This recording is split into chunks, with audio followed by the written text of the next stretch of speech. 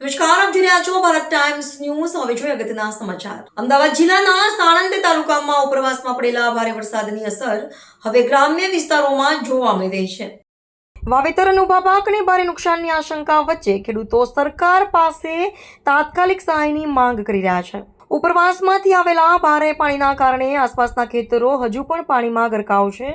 વિરોચનનગર, છારોડી, કલાણા, ઝોલાપુર સહિતના અનેક વિસ્તારોમાં એરંડા, ડાંગર અને અન્ય ઊભા પાકને ભારે નુકસાન થયું હોવાનું ખેડૂતો જણાવી રહ્યા છે.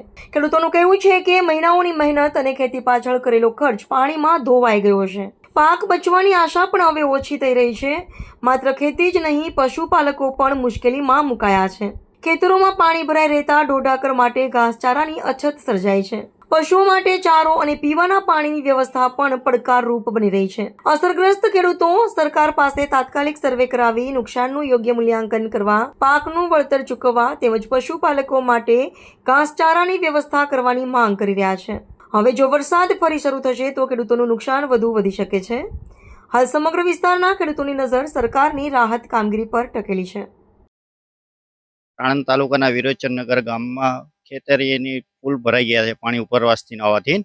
તો એના લીધે નુકસાન અમારું બહુ ખૂબ થયું છે કારણ કે અમે એગ્રોથી બાકી બિયારણ ખાતર એ બધું લાવ્યા છીએ.